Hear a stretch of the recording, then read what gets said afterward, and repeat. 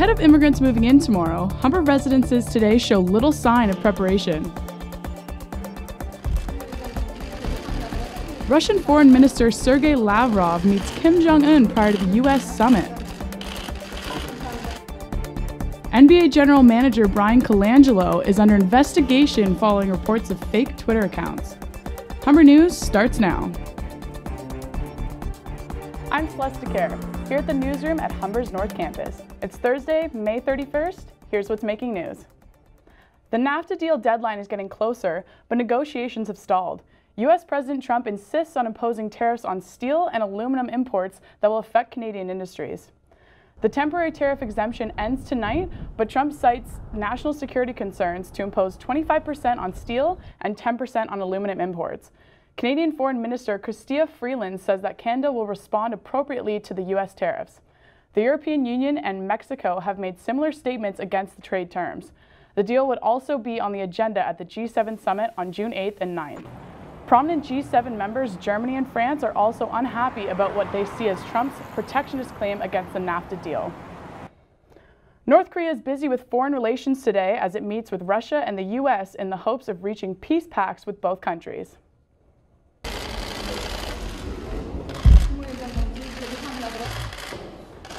Russian Foreign Minister Sergei Lavrov met with Kim Jong-un to discuss a nuclear agreement, becoming the third country to meet with the shadow state this month. The European nation is optimistic and hopes to strengthen relations. Meanwhile, U.S. Secretary of State Mike Pompeo also met with North Korean officials to renegotiate plans for a summit that Trump canceled in a letter last week. After accusing Kim Jong-un for being hostile, Trump is now confident about their upcoming meeting. I want to tell you we're doing very well with North Korea. Our Secretary of State has had very good meetings. He's meeting again today. I believe they'll be coming down to Washington on Friday. Trump will be meeting the North Korean leader in Singapore on June 12th. A letter is going to be... A distant Russian journalist that was reported murdered turns out to be alive. Arkady Babchenko was said to be gunned down in Ukraine's capital earlier this week, but revealed that the murder had been staged to foil an alleged Kremlin hit plot. The turn of events brought harsh criticism from Russia and the international media advocacy group Reporters Without Borders. The journalist group's director, Christophe Delors, took to Twitter to express his upset for the misuse of Ukrainian secret services and how dangerous it is for the states to play with the facts. Other officials are calling this move strange, and they are uncertain if the end justified the means. The federal government's final decision to purchase the Trans Mountain Pipeline continues to receive strong opposition.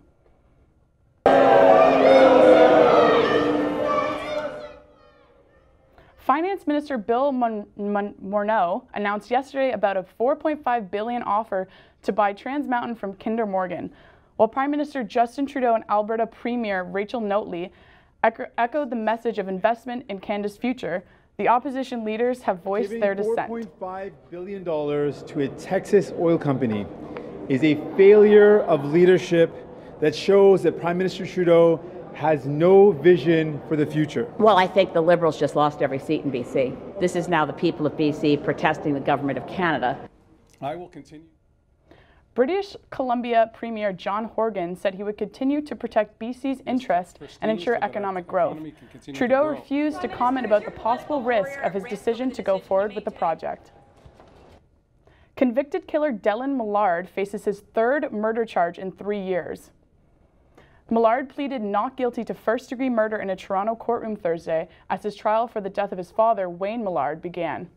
In 2012, Wayne Millard's death was originally deemed a suicide, but his case was reopened following the charges against Dylan Millard for the death of Tim Bosma and Laura Babcock.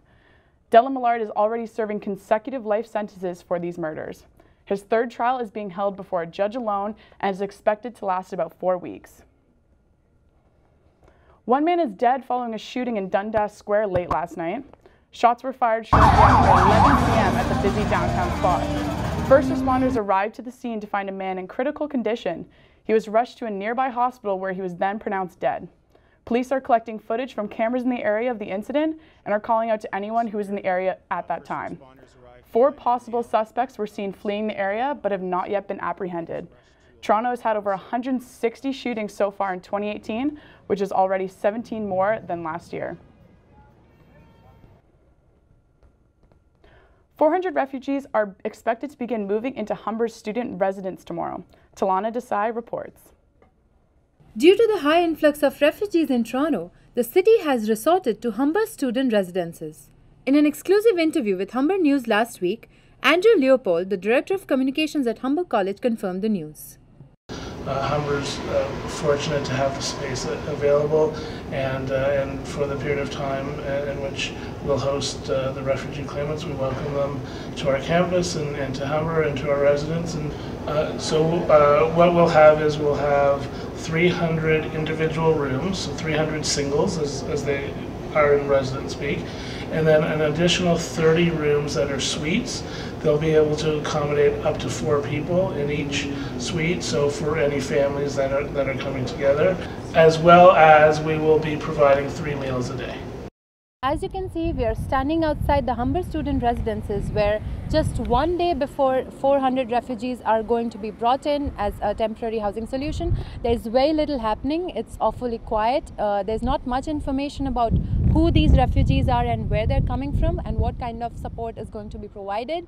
While several officials from Humber refused to comment on the issue, an official statement was released that said, "The process is still unfolding, and at this point the City of Toronto and the Red Cross will be facilitating the support services for this group."